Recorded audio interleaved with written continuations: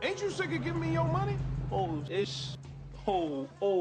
I know he didn't do it, baby. Hold on a second. Whoa, where you going? No, I'm about to go make these drop balls.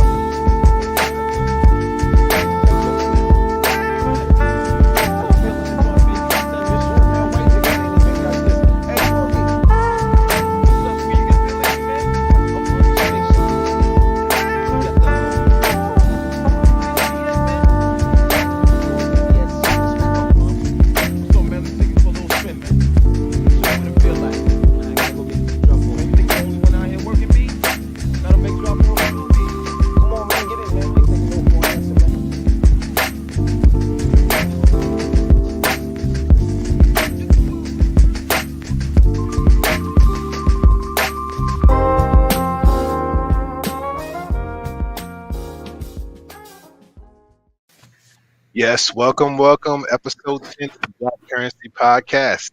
I am Bradley D.L.O. Thomas, marketing professional by day at a biotechnology company and an MC producer by night. I'm going to pass the mic. Hey, what's good? It's your girl, Opal Elisa. I am a director of multicultural business strategy in the financial industry by day, by night, by passion, MC, poets, and dipping my toe in the author lane too. Man. What's going on? It's Corey Dashed Up Whitmore. By day, I'm setting these emails on fire. By night, Radio 22, Studio 22. I see y'all. You ain't ever lied about about the emails today. Yeah. Just so everybody over here knows, Corey did wake up this morning, chose violence, and kicked off some really good conversation, professionally and beautifully. But shots were fired. So that's just a little inside piece there. But yeah, so we have Tiffany here with us today. So welcome to Black Currency, Tiffany. How are you this evening? Good. Thank you for having me. That's what's up. Yes, loving having you. We go way back. So I know you well, and I have seen you rise and killing it and doing your thing. But I will read your bio so I do it justice. So Tiffany's a real estate consultant, affordable housing advocate, a change agent for racial justice in the real estate industry. She's a loud voice for generational wealth in Black families. She works with buyer and seller clients in the greater Madison area. And she's a licensed realtor at the Alvarado Real Estate Group. She's also one of the co-creators for Own It, which is building Black wealth. And we will get to that a little bit later. So Own It is an innovative local initiative that's changing the game when it comes to educating and creating access to funds for Black and brown families to build wealth through real estate and home ownership. If you can't tell already by what she's doing, Tiffany's deeply committed to diversity and inclusion in the work within the real estate industry. Being raised by a single Black mother who overcame many obstacles, she's witnessed firsthand how she was treated in the opportunities that she missed because of her race and gender. I can relate and can't wait to get you to talk about that stuff. So Tiffany, just like your bio says, you are motivated for change, and we are so incredibly happy to have you here. So we always love to start with someone sharing their journey with us, talking about, what it's been like for you, what the highlights, what the lowlights have been for you. So if you could just share with our listeners kind of your journey. So not obviously, but I've lived in Madison the majority of my middle school and adult life. We migrated here from the Chicago area, south side of Chicago. We moved to St. Louis for a short period of time, moved back to Chicago. And then my mom thought it was a grand idea for me to have a better life here in Madison, Wisconsin. So when we got here, I probably was like third grade or so. When we got here, the first thing I noticed, because of course I lived in Chicago on the south side, was there was no litter here. This is my first Madison, no litter. I got out of the car, looked outside, and I was like, whoa, it's clean here, that's my first memory. Mm-hmm. But then when I started school, I was shocked because I was the only Black kid in school. So I started at Glendale Elementary School. We moved on what it was called Simpson, then it's called Lakeside now. Mm-hmm. And then my mom thought it would be better if we moved even further out, which was in Middleton. And Say no more. Right? With that. It was a culture shock. Like, I was like the only black kid in my class for the majority of grade school. Of course, there was probably like 7 or 8 other black kids there, but we were all, scattered. So I didn't feel at home. I felt like an outcast. Of course, when I got here, I was a product of my surroundings. So I didn't speak proper English. I didn't, I was made fun of because of the way I spoke. It was just a culture shock. So later on in life, I assimilated because, that was where I was at. What was I going to do? I can't say a positive thing that came out of that is I was always like 2 grades above the average person. So when we did move to Madison, I had already learned everything. Like I graduated a semester early because I had all my credits and I learned everything in Middleton. So that's a good thing for me. But it was just crazy. So we had moved here from Chicago to Madison, from Madison to Middleton, from Middleton to the south side of Madison, where I was like, this is where I should have been. Like, why didn't you come here earlier? Like, this is where my people are, mom. Yeah. But so yeah, I finished up my last year at West High School, and which was more of a shock because then when I went to West High School, I didn't know anybody, So I'm going from like one place to another, not really knowing anybody. But I met a couple friends there, and later went on to Upper Iowa University to go to college there. I didn't go away to college because my senior year of high school, I had a baby. So my mom told me that you can leave the baby here and I'll raise the baby while you go away to school. And I just felt so bad. Like after I had the baby, I was like, there's no way I can leave her and go. But she was completely like, go away, do your thing. And when you get back, she'll be here. Like that's the way my mom was. And I just felt like that wasn't her responsibility to do that. But so I stayed here and I went to MATC first for 2 years. And then I finished up at Upper Iowa. And then I got a job like what they say you're supposed to do when you get older, get you a job and stay there for a long time. But during that time period, we weren't the average family because of, not of course, but because we were a very low income family. My mom was single. The dad that I grew up with was my sister's father, and he died when I was extremely young. And my mom worked 2 jobs my whole entire life. She had a middle school education. She was a seamstress for most of her life. And then when we moved here, she was a housekeeper. So she had a cleaning job during the day, cleaning apartment buildings. And at night, she would go to her second job, cleaning office buildings from 5 to 9. And she did this every day from Monday through Friday. So I had to find my mom on Saturdays and Sundays. So it was up to me to get myself ready and go to school and to do whatever homework I need or anything of that nature. She never held me at a standard to do it. She just knew that I was going to do it. And that's what I did. And it's not like she could have helped me with my schoolwork because she was not educationally competent to help me with my schoolwork. All she knew was work. Like she was just a hard worker. She just knew to go to work and pay her bills. And that was it.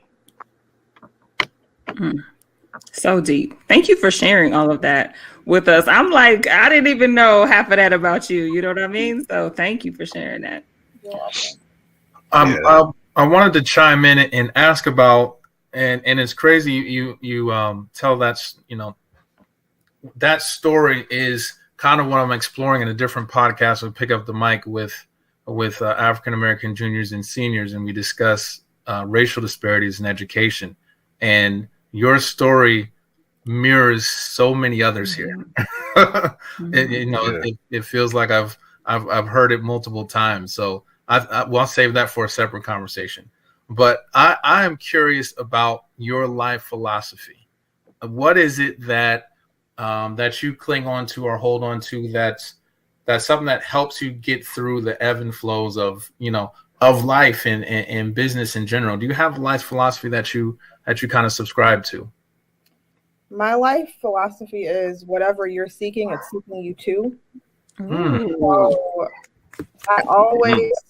So I always like, I research a lot. I have like a I have a coach now that's helping me with public speaking.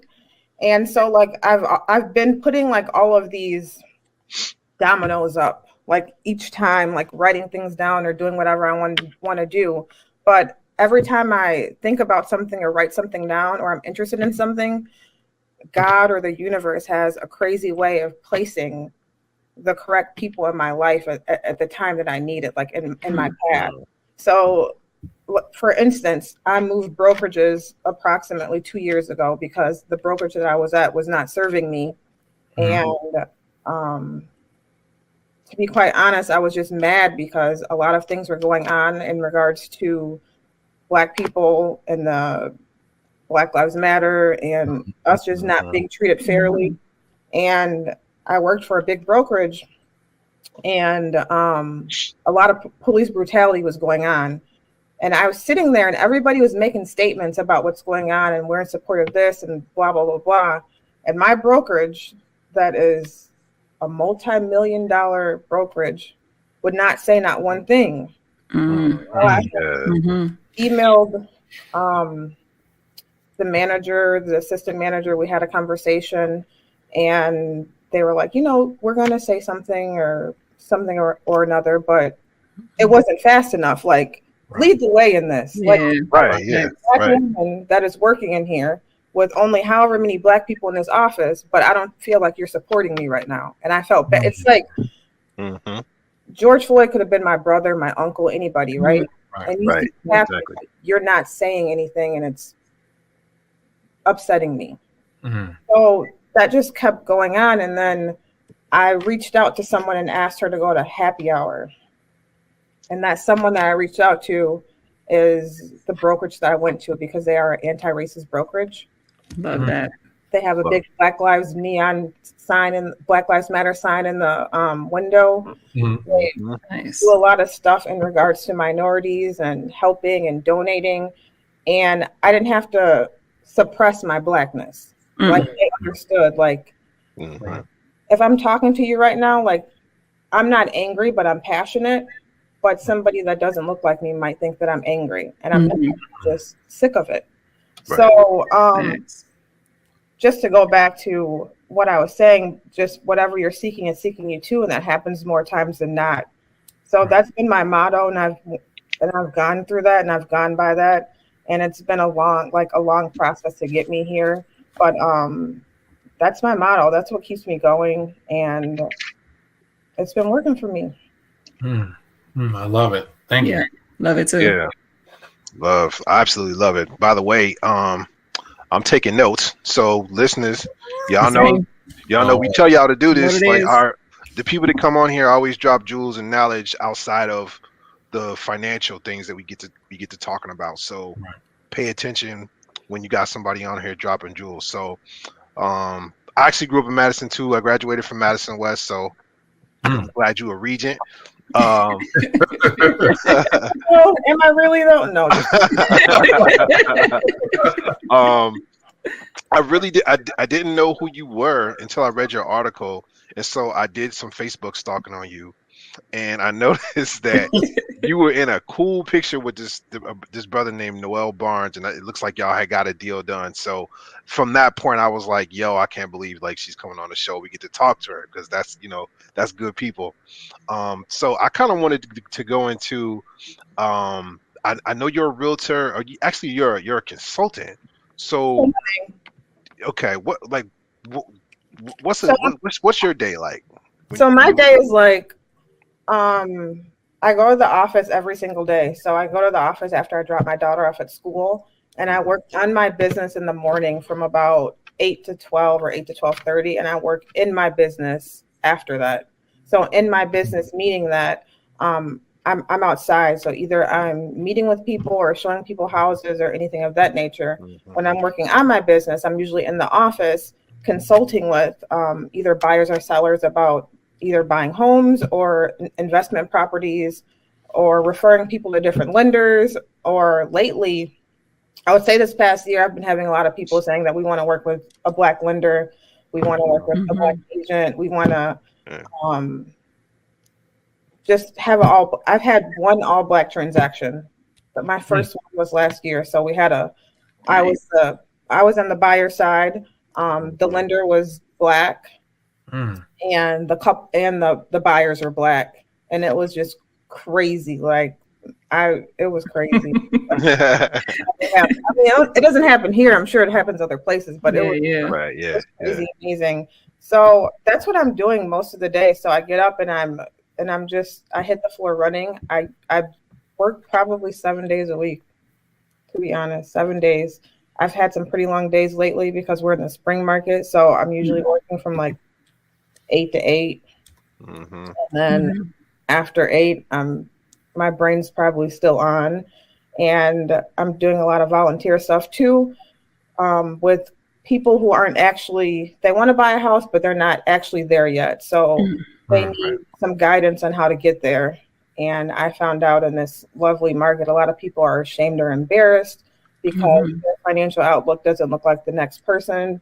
But I say all the time, like, man, we've all been through some crazy stuff. Like, we don't have no 800 credit score. You know what I mean? Right. Don't be ashamed. Like, let people show you, and so you can get to where you want to be. That's beautiful. I love that. Are y'all fans of Black Lady Sketch Show? When you said the all black deal, I was like, that's like that Black Lady Courtroom sketch where the judge is black, the lawyers are black, and the client's black. It's a beautiful thing. I have to write that down now so I can dig into that. Oh yeah. Check that out. You a roll. Yeah, just Google like on YouTube, like Black Lady Sketch Show, Black Lady Courtroom. It'll come up. But so DLO, he brought up your article. Congratulations on that, by the way. That was a beautiful article in Madison 365. Shout out to Henry Sanders and the crew over there. So I love that article, and part of it was because like you really touched on the diversity or lack thereof in the world of real estate. So can you tell us about what the current state of diversity looks like, within your field, and then like what are because you're obviously a change maker, what are your hopes and dreams for the future to look like? So there in Madison, in Dane County, in Wisconsin, there are not many Black agents. In my previous office, I was probably one of maybe 4. Currently, right now, I'm in a boutique brokerage, but there's 2 of us. But there's not very many. And when you do see other Black agents, you go up to the agents and you're like, hey, what's up? What's going on? Like, what you doing? Like, you need some help type stuff, because it's a dog eat dog world out here. It's 100% commission based. So if you're just starting out and you get into real estate, you're not going to make money right away. People think that you just walk in and you're making all this money. No, you are broke for at least 2 years. You are not making any money. So for you have to have the mindset, like, I'm going to go into real estate and I'm going to sacrifice a lot. And I'm going to have some type of fund set up so I can pay my bills. Real estate is not a part-time job. It is a full-time job. I tell people all the time, like, would you hire a realtor that's only, you can do it part-time, but would you hire a realtor that's only available from 5 to 9 and a house pops up and you want to go see the house and they're not available and you lose the house? Like, that's something that happens. So like, you have to be in the game, but it's 100% commission based and it's hard. Like, there aren't any leads. There's nobody handing you, like, saying, hey, let's co-list or anything of that nature. So I would say that if you are interested in real estate, just know that you're going to have to sacrifice a lot. And you're going to have to work very, very hard. Like, I've cried myself to sleep some nights because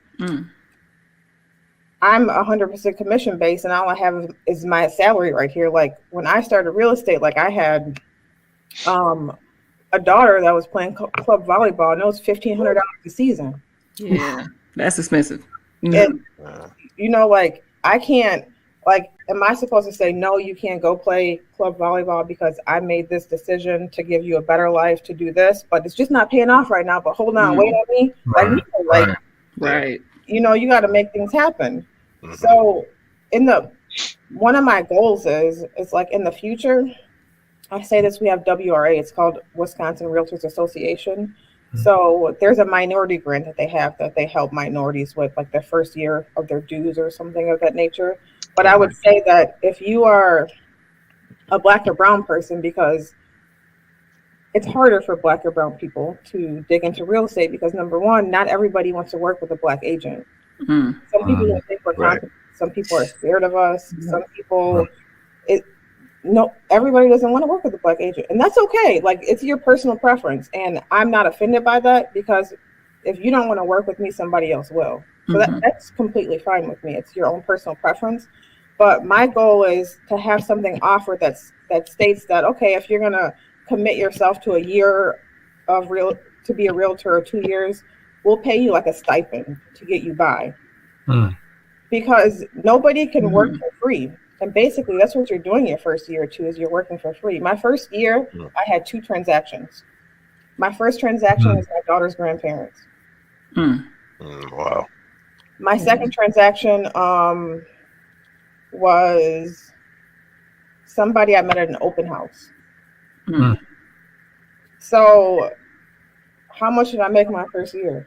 Like, below poverty. Like, I didn't make anything. So if I didn't have this chunk of money saved, then I would have been able to survive and pay like my standard bills. And when I knew that I was going to get into real estate, I had quit my comfy state job that everybody tells you to stay at until you're 57. Right. Yep. Get that pension. Right. And so I quit that job, and my dad at the time, I met my biological dad later on in life, said, "You're crazy. Why would you leave your state job? Like, these people are paying you this amount of money. You're leaving your health insurance, you're leaving your pension, you're leaving, like, just hold on. But something kept telling me, like, you'll eventually be okay. Even though I didn't know that I was going to be okay, but I was having like a midlife crisis. I felt in my head, like I was going through a divorce. My mom just died. I felt I didn't have any closure.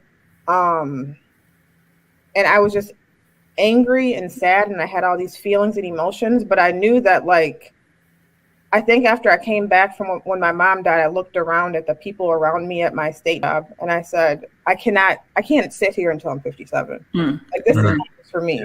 I know, like, God is telling me, like, girl, just go and you'll be fine. And I just went. That's beautiful. Like, that leap of faith piece, I hear something along those lines so much from like every single person that has done something great that I admire when I hear them talk. And then that commonality of someone you love and trust who loves you, who says you're crazy. Right. And you having to make that leap anyways, which is a lonely feeling. So I commend you for that, and it can absolutely relate to that too. Right. And building off what you said about making that transition from the state job that you said, I can't be here till I'm 57. My question to you is, why real estate? What pulled you to that field in particular? What's the attraction? And with everything that you said, like, I go online and I see people say, "Oh, sold." So I was just assuming people was getting money. Talk about it. Yeah. With what you had just told us about how hard it is to really get started in those first 2 years, why real estate? Why should somebody else choose real estate, and what keeps you there?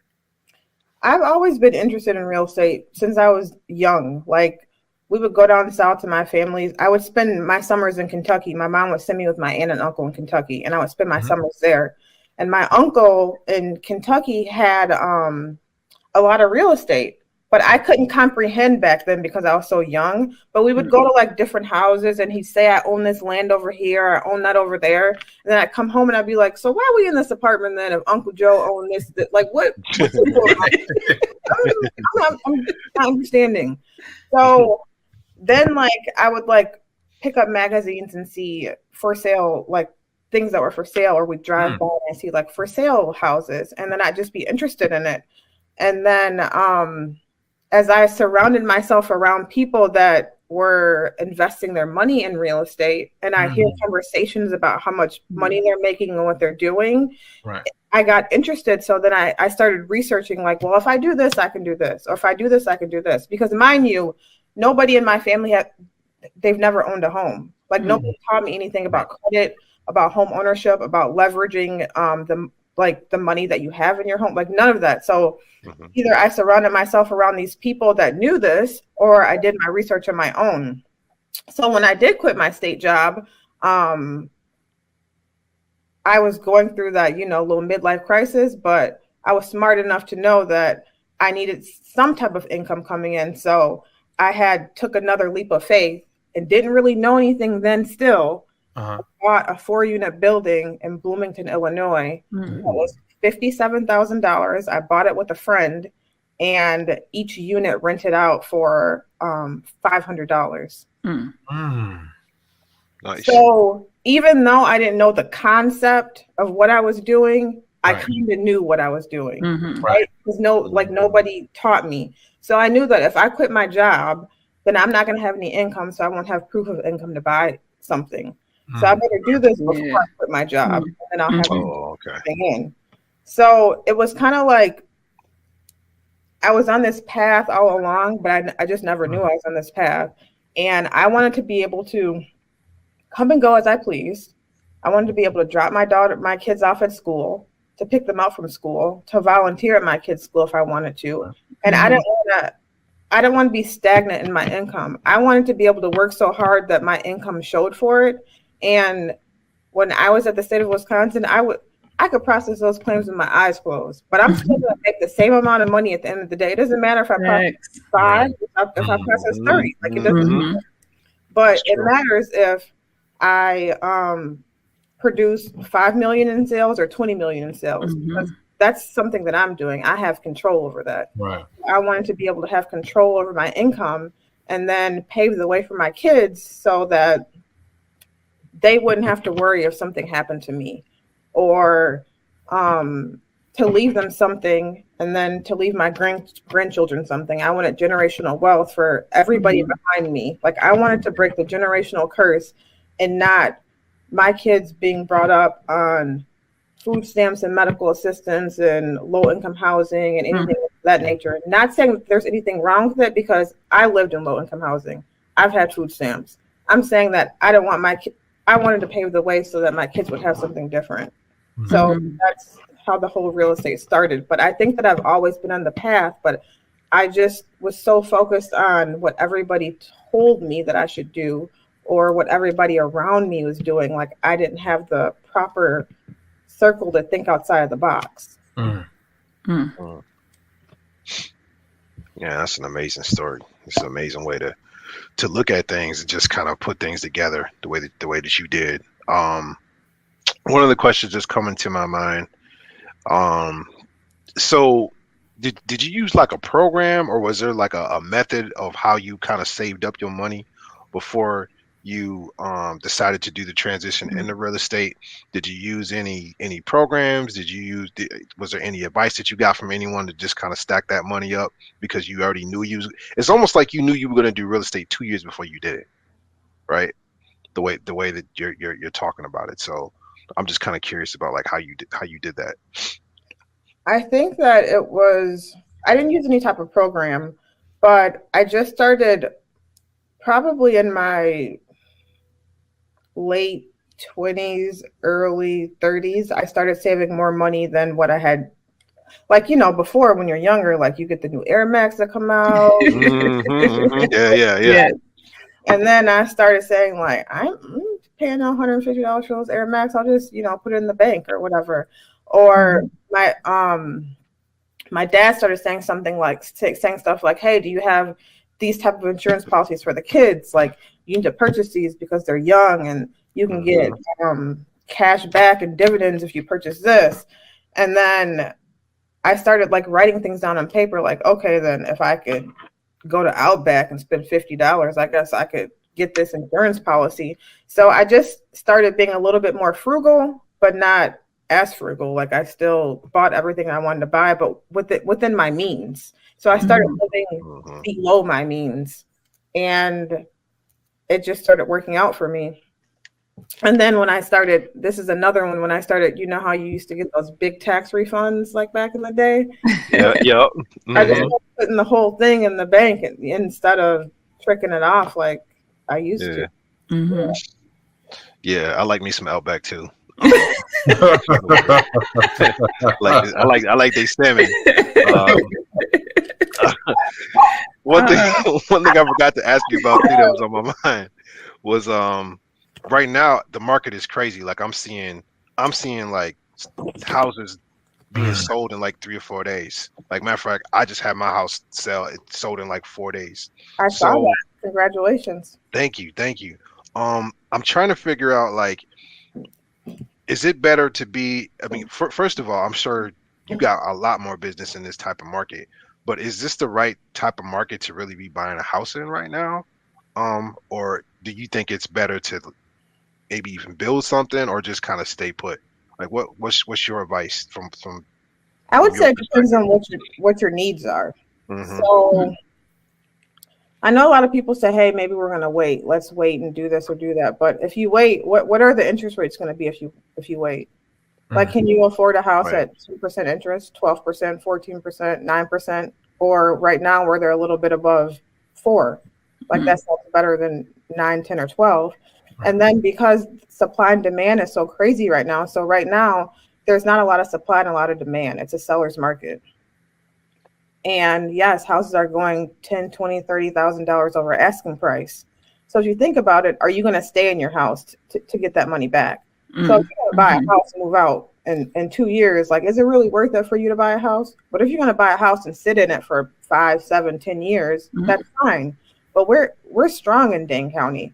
We're steady going up here. Like, I don't worry about Dane County and crashes, and I'm going to wait until there's 20 million foreclosures because there won't be.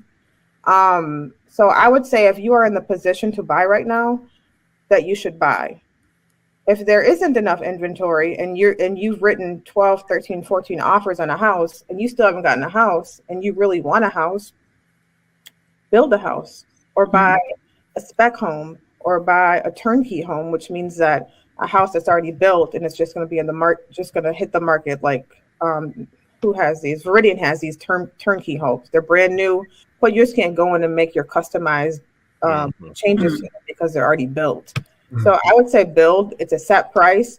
You're not going to pay $20,000, $30,000, $40,000 over asking price because it's just a listed price unless you're competing with somebody else. But a lot of the time you're not.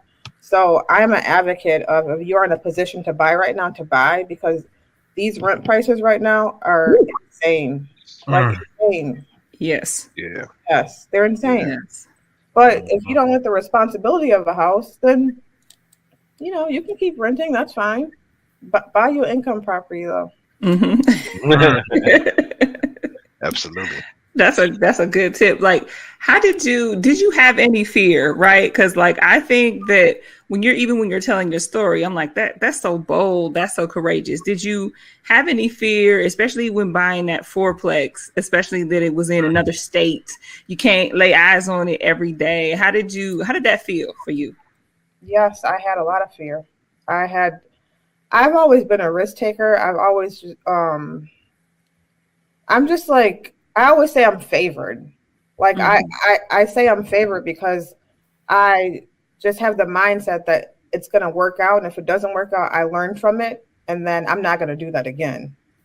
So my friend who I bought the 4-unit with lived out of state. And we both put in half on this property. And this property coasted me for a long time. And then what I learned from this transaction, when you say fear, this is why you should have all your eggs in a row, because this is what I learned, is that I bought this property with her, and maybe like 2 or 3 years into buying the property, she had a medical problem that was uncontrollable, to make a long story short. And I was trying to get out. I was trying to either have her buy me out or me buy her out. And then she disappeared. Oh, wow. Damn. Like, just, what you mean? Like disappeared? Like just went off the grid. Like I couldn't contact her. I couldn't Damn. She would return my calls. She had 20 million phone numbers, and then it was nothing. I was in contact with her mom, and her mom was like, yeah, whatever. But so then I had to hire an attorney for an attorney to help me, right? Sure. For an attorney to help me either get me out of this property or let me buy her out. But it's like we're married. We're in this property together, right? So that was a learning moment for me because, it worked out because now the property is 100% in my name and I'm in control of the property.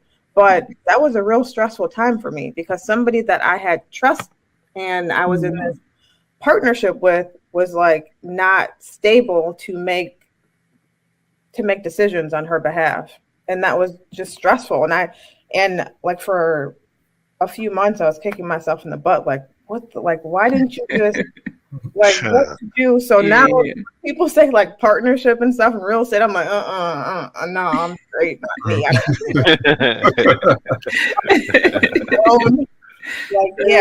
But that was a learning moment for me. So, but yeah, scared. Yes. Scared is very scared because it's a big decision because if something doesn't work out, you can be bankrupt in a heartbeat. Right. Yeah. Yes. I love that though, because you're like, that feels like almost the worst thing that could happen when you go into partnership with someone and it's not a situation like you were betting on that, right? You were betting on that for your income and it still turned out favorable, right? So you were not lying when you said that you are favored and you have that positive attitude. So I love that has turned out good for you. I know one question I really wanted to ask you is, as you know, I work in corporate America. I'm a Black woman in corporate America. That comes with hella challenges because that institution was not built for me. But I also have so many insights, perspectives that I can use to my advantage that make me a valuable asset when it comes to what I can do professionally. So how does that play out for you in real estate? You talked a little bit about the lack of diversity. So are there certain challenges that come up? And then are there places where like you have an advantage because of your perspective, because of the things that you've been through and experience that you bring? There is what comes to mind to me is that there's a lot of challenges in regards to, I'll have clients and they'll talk about neighborhoods or schools. Like, is that a good school? Or what is the crime over here? Like, is it safe over here? Lord, yeah. And, like 85% of the time I say, I'm from Chicago. This is like, well, we are in Boston. Nothing's going to happen to you type thing. But you get those type of questions. And it brings me back to, like, why do I have to know and research about your culture and schools and things of that nature, but you are unsettled if you see more Black and brown people around you? Like, is that really fair? It's not fair, right? So sometimes you have to come up with different answers for different situations, or sometimes I'm just blatantly, I say, you got to research that on your own. Here's the website to this, and this, and you can call the police station if you want to know this. And it's just like that.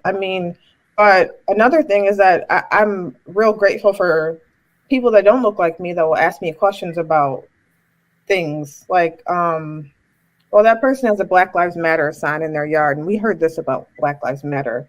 Can you tell me about this? And then we can converse and have a real conversation. And I can tell you what I feel, and facts, and point you in the right direction. And then I can give you an insight because you don't know what you don't know. And then when something bothers me, I feel confident enough to stand up and say, well, I'm a Black woman living in a white man's world right now, and I can tell you that this happened and this happened. So let's talk about it. Or I feel like that was disrespectful. Or I hear what you say, but I'm not exactly feeling it. Right. Yeah. Is it too early for word on the street? No. The word on the street is my favorite part. So whatever's happening around in that brain of yours, Corey, I say, so, and maybe you can answer this, but I know I want to say it wasn't necessarily word on the street. It was something that was online about black homes being appraised, meaning that black families within certain homes, when some people would go and appraise it, would be praised. It may be two identical homes, but if a black family lived there, it would be appraised at a lower dollar amount versus a white family. So, you know, we try to put these things out here, see what's true and what's not. But I wanted to put that one out there for you. I can say that has happened to people. And the real estate industry is very whitewashed. And my goal is to change the narrative and some of that and have it diversified. That would be my goal. That would be my dream. But that has happened. So how we kind of eliminate some of that is, this sounds crazy to even say. Do I gotta take the pictures down? Hang up pictures of somebody else? It ain't me. Depersonalize your house. Wow. Yep. So let's say you sell your house and you get an accepted offer in a house. So what happens is the bank will send out an appraiser to appraise the house to make sure it appraises out for the offer that you got. Right. So we say even before you put your house in the market, to depersonalize it. So all of the art on the wall and stuff, we say to take it down so it looks more clean. But you know that what you're saying is true. It happens. It has happened, and it probably will continue to happen until people stand up and say something. We need black appraisers. Oh, that's a gem right there. Hashtag. I'm almost positive there are no black appraisers here in Madison. I have yet to meet a black inspector. I met my first woman inspector last year. I have not met a black inspector, appraiser. I have a couple black lenders on deck, but we need more people of color appraising, inspecting. I mean, thanks. That's the only way you're going to change stuff, right? True. True. I'm sorry. I'm just going to give you a little plug too. My dad is actually an appraiser. Is he? He's one of two in the state of Wisconsin. Is he in Madison? Yeah, he's in Madison, and he does he does residential, but he does like agricultural stuff. So like farmland and like bigger projects. But yeah, you're exactly right. Like he's the only him, and it was another guy out on with Milwaukee. Oh, maybe he's in Wauwatosa now. I don't know. Wow. But yeah, that's crazy. Isn't that crazy to think, right? But I can't wait till I meet your dad, man. I'm gonna be like, let's take a picture.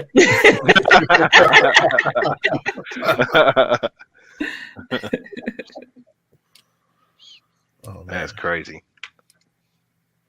For sure. DLO, you have a follow up? Let me see here. Yeah, I did have some ideas here. So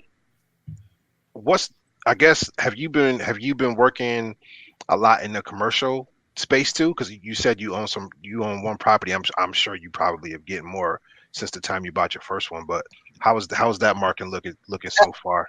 Actually, I just closed on another one last month, so I'm dipping in the Milwaukee area now. Nice. Okay. Nice. Yeah. But I've done a couple commercial deals. I have a lot of friends that are interested in investing. So it depends on which way they go in regards to commercial. I'm mostly residential, but to dip into commercial, you have to make sure that makes sense, right? Because now everybody's working from home and everything of that nature. So you have to have something in that commercial space that's going to continuously generate income and whatever that business might be. Maybe, I don't know, maybe a barbershop or a nail shop. Or I don't even know, because clothing stores, we all order everything online now too. So, but commercial is a tad bit different, takes a little bit longer, but it's just as profitable as residential. Cool. Nice. So We love to bring folks on here like you that are experts in their field, successful professionals. But the other key component we love is that they have some element of get back, right? And you've already talked about a lot of the ways, and the reason that you went into this too is so you could have some of that time to give back. So can you talk a little bit about the Building Black Wealth Initiative and how that works? If there's a way folks can get involved, and just kind of tell us what you're doing with that. Sure. So I'm the co-creator of Own It, Building Black Wealth. It's a pilot program partner with One City Schools. Clean Care is the CEO and founder of One City Schools. Yeah, shout out to him. Opening up his prep academy. So that's awesome. 9th and 11th grade, I think, right now. All the little kids wear uniforms. It is so cute. But so we've been noticing, or my group and I, we know that only 15% of Black households own their own homes in Madison. So that's a big disparity. And part of the reason is that, I mean, Black people don't make as much as the average white person here. I think that's nationwide.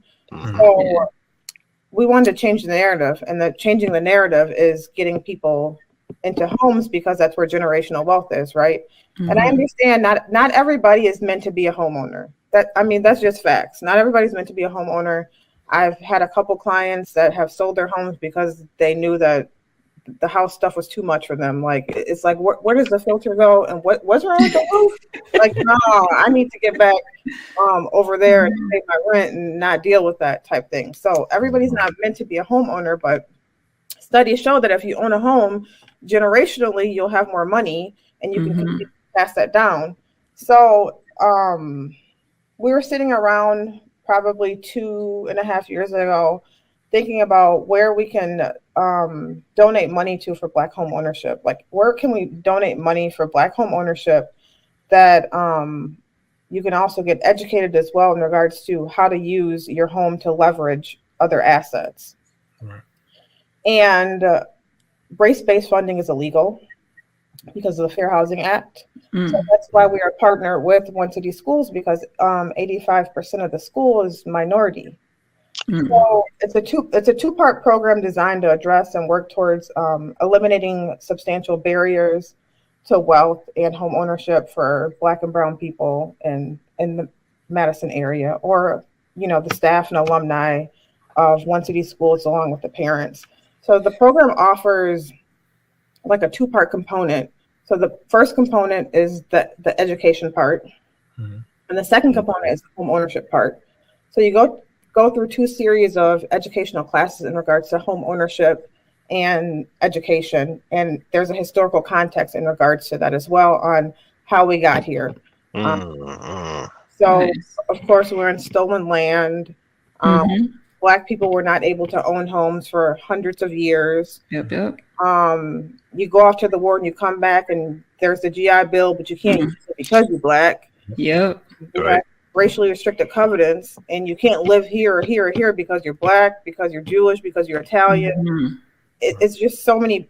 It's been so many barriers for Black people to actually own, and that's why we are so far behind. I read something the other day that said that in order for Black people to catch up to the average white person, I think home ownership would have to triple every year for the next 20 years. Dang. Woo. Just like to think about that, right? Yeah. Triple every. Wow. Dang, right? That's exponential. Yeah. That's crazy. Like 3. That's so a lot. We're partnering with One City to create this program for the staff, the parents, the alumni of One City Schools. And after you're done with the education portion and the homeownership portion, you get a $15,000 grant, no strings attached, as forgivable at closing. Nice. Wow. And the only restriction is that you can't have been a homeowner within the past 3 years. So that means you'd be a first-time home buyer again. Right. Yeah. Okay. So we've awarded 7 people. Well, we've awarded them with the funds, but they have to find a house. If you don't find a house, you don't get the funds. Yeah. And I just got an accepted offer for one of the participants in the program, so I'm super happy about that. So we also teach these parents and staff and alumni how you can leverage the money inside of your home. So let's say you move into this house. You can either move into a 1 unit or a 2 unit. You move into this house, and then 5 years later, you're like, well, I have all this equity in there. I want to do something with it. And in the class that you take, the 2 classes or the 2 parts of the class you take, you're taught that, hey, you can pull some of that equity out of your house and buy you an income property or another house, or you can refinance and do something else with that. Or maybe you buy a duplex and you rent out the right side and you stay in the left side, and then use the money from the right side to pay your mortgage, and then your paycheck that you're getting every 2 weeks, you put half of it in the bank and you just keep on rolling. Or you take the equity out of your house, buy you another property, and you just keep on going every so often. So we're teaching you how you can use the money that you have in your home to generate additional wealth. Maybe you don't want to do that. Maybe you're just in the program to learn about the history of home ownership of Black people. Like, what happened? Why are we here? What is blockbusting? What is redlining? What is the why is an FHA loan, like we couldn't even get FHA loans for a while, right? Or why is there PMI with an FHA loan? Can you teach me that in regards to conventional financing? So all this is taught in this educational series, and we're just trying to change the narrative and pave the way for future people that look like us. And I have to say this, that obviously there are some white people that are at One City, so we don't discriminate if you do apply for the loan, but we are intentional with the history behind it. So maybe once you see what happened, what occurred, you might not want it anymore. But if you do, that's fine. Right. Yeah, that's so dope. That is amazing. That is so holistic, so thorough, so thoughtful, and just so needed. I'm excited to hear, like, what does that look like in 5 years, 10 years? Like, how have you changed the landscape of Madison for home ownership and just education and knowledge? Because, like, as a parent, I know if I went through that, my daughter's going to know, right? We're going to be talking about it. She's going to be understanding it. I'm going to be sharing it. So the ripples from that are just going to be amazing. So kudos to you and the rest of the group for doing that. That's amazing. Yeah, that program sounds beyond. It sounds incredible. Yeah. I mean, it sounds like you guys are checking all the boxes and covering everything.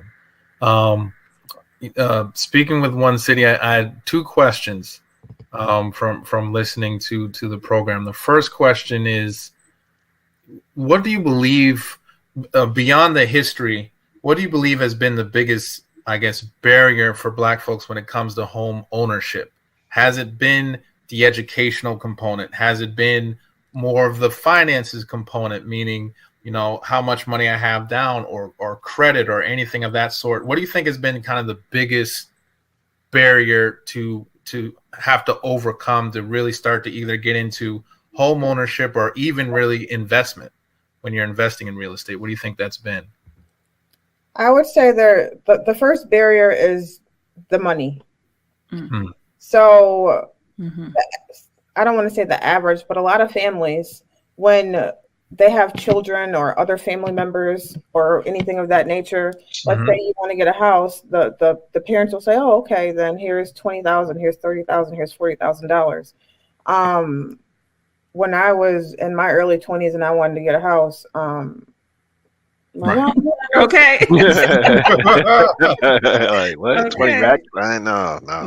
You know, so I think it's the money. It's a down payment. It's 100% the money.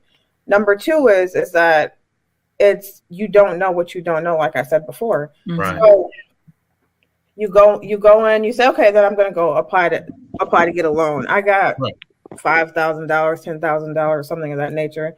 It's some programs out here, like there's the WIDA program. There's down payment assistance through the city of Madison and the county of Madison that you can get. There are restrictions, like there's restrictions along with those programs, but they're out there, right?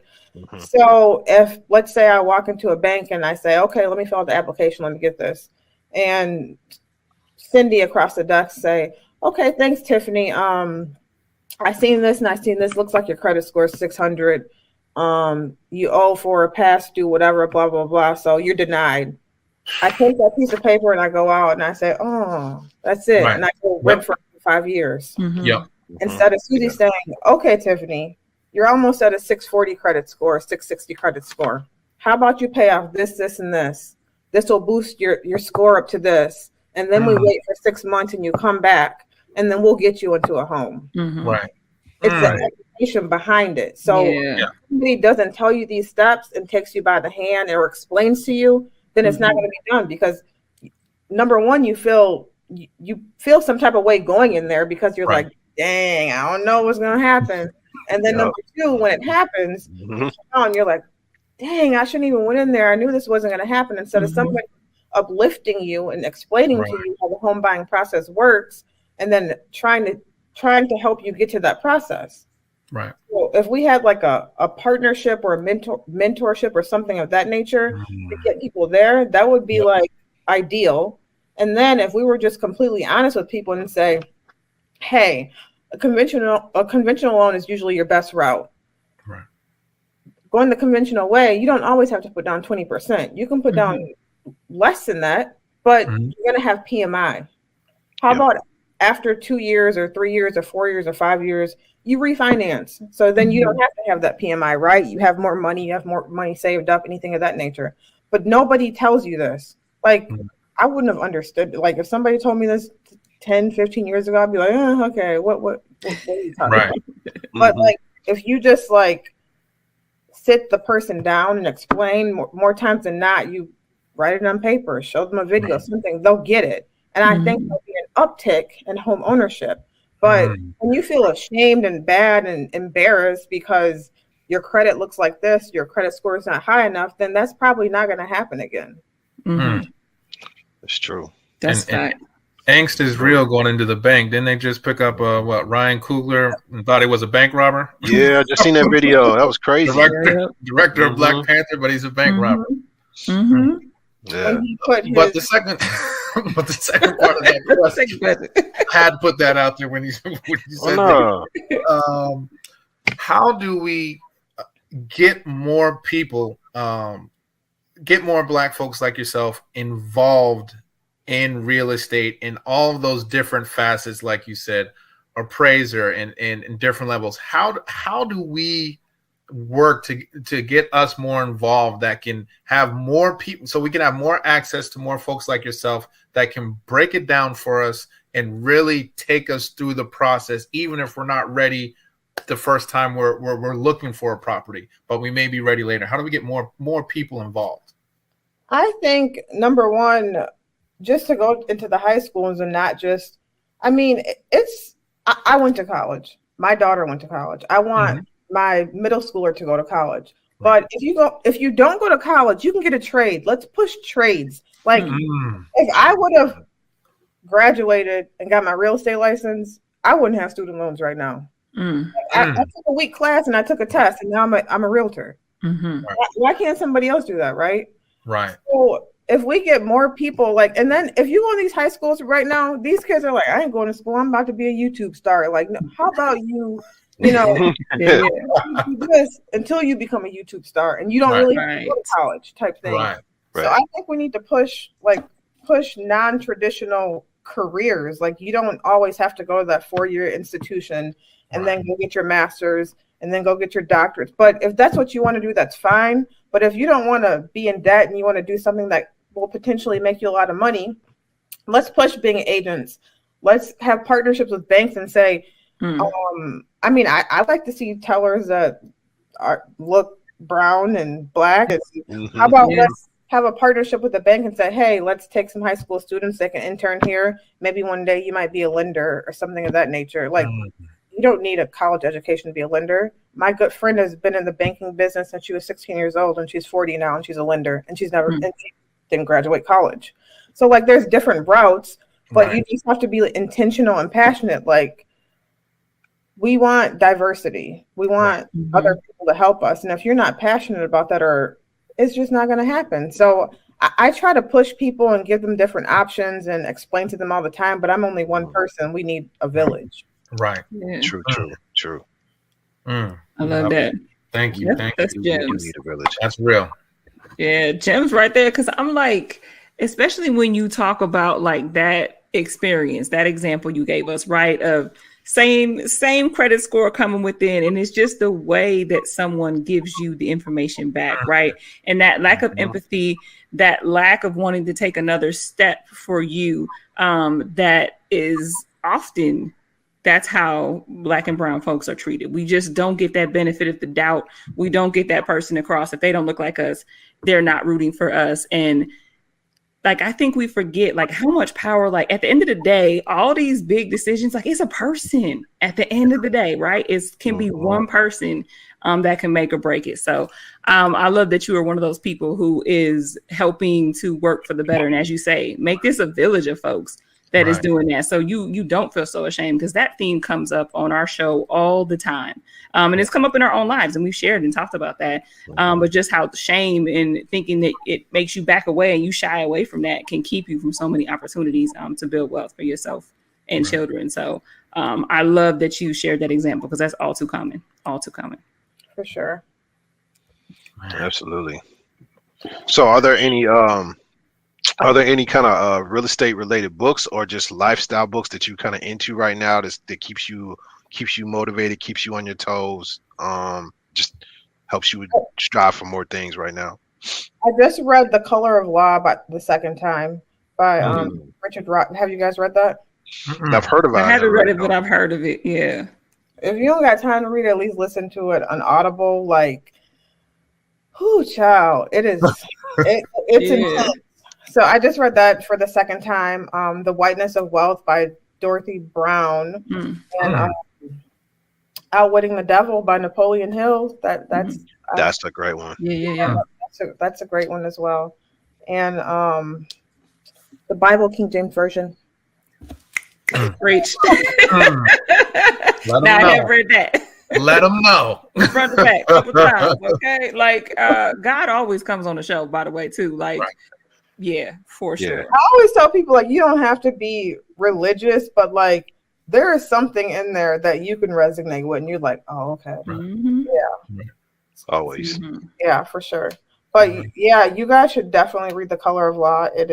It's crazy. It's amazing. It's stuff that's happened in our backyard, Chicago, down south. A lot of our ancestors, I mean, all the way up until the mid 50s and 60s. I mean, it is intense. Yeah, I'll definitely check that out. Especially if somebody says like my second time reading it, because those books that I read over and over again, key for life. Right. So yeah, I'm definitely going to check it out. I read it the first time last year, and then I just finished it on Audible 2 weeks ago. But I mean, I learned something both times. It was really good, and it just makes me each time I read it, it like gives me more of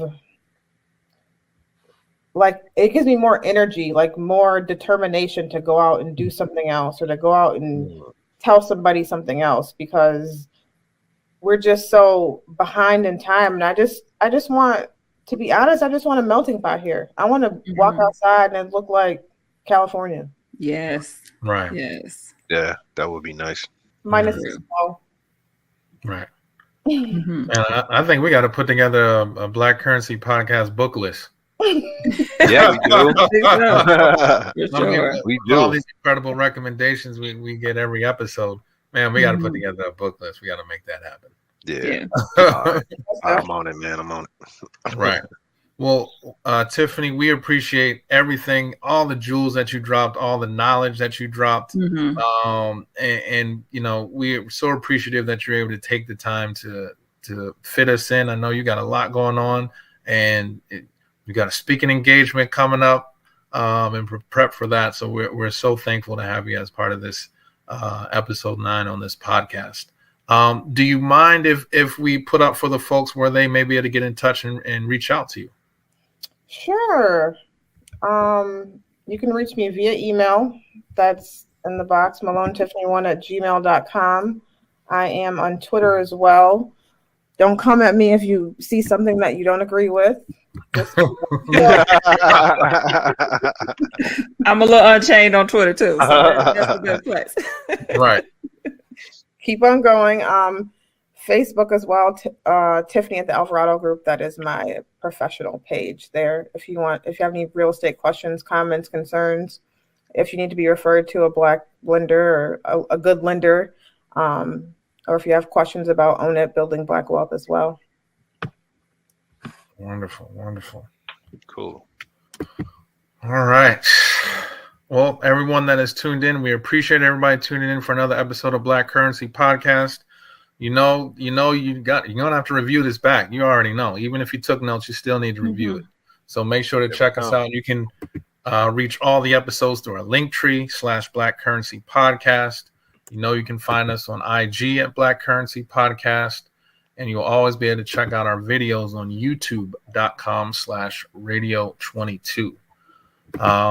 From us to y'all, once again, thank you so much, Tiffany, for joining us.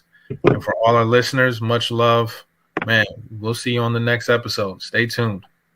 All right, everyone. Have a good one. Peace. Peace. Ain't you sick of giving me your money? I